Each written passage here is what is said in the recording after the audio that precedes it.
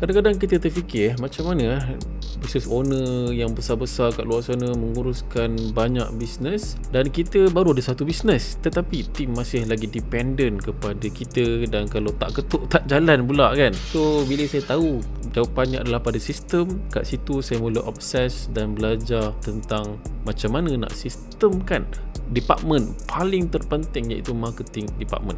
Jadi boleh bayangkan tak kalau tim kita boleh jalankan marketing sendiri dan hasilkan leads dan sales secara konsisten tanpa kita perlu nak kena monitor setiap hari ataupun keep on ulang cycle, train, resign, hire lagi yang sama. Sekarang saya dalam misi membantu ramai founder business untuk bina marketing department yang makin hari, makin bulan makin kuat dengan mula bina sistem dalam marketing department. Actually saya baru je mula awal tahun ni dan dah ada beberapa founder yang saya bantu. Alhamdulillah sekarang dah ada sistem marketing yang proven dan mampu untuk guide team mereka tanpa mengharapkan bos lagi untuk kena spoon feed mereka. Sekarang ni bos atau anda boleh fokus kepada strategi untuk grow the company even more. Saya tahu anda mungkin tengah hadap masalah tim yang tak jalan kerja, melainkan disuruh, ataupun anda terpaksa fikir semua benda sendiri daripada idea content sampailah nak kena close sale, letih. Tapi kalau tak buat macam ni, habislah sales semakin drop. So macam kita terfikir, apalah fungsi aku duk hire mereka ni kan. So itulah sebabnya saya lancarkan sebuah workshop sistemkan marketing.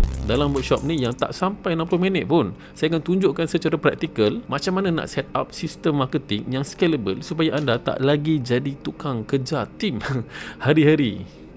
Kalau anda follow betul-betul sistem yang akan tunjukkan nanti, insya-Allah dalam masa 30 hari je anda akan nampak peningkatan, sama ada daripada segi lead, struktur kerja tim ataupun result jualan. Workshop ni bukan untuk anda yang suka duduk dengan selesa Dia perlukan usaha kerja keras juga. Dan juga workshop ni adalah untuk mereka yang sangat pentingkan the growth of the business. Kalau tak, risiko anda bukan sahaja pada duit tetapi kerugian masa yang anda dah bazir sebab berterusan biarkan tim tak perform tanpa sebarang perubahan. InsyaAllah lepas ni bukan saja anda tetapi tim marketing anda akan tahu apa nak kena buat tanpa perlu disuruh.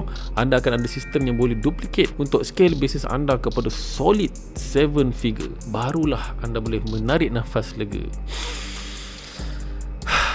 Sebab marketing bukan lagi beban. Kalau anda serius nak bebaskan diri daripada marketing yang berserabut dan berselerak dan nak tengok tim anda perform dengan sistem yang proven, join workshop ini sekarang. Jangan tunggu sampai start dan bisnes makin tenat baru nak buat perubahan. Daftar sekarang.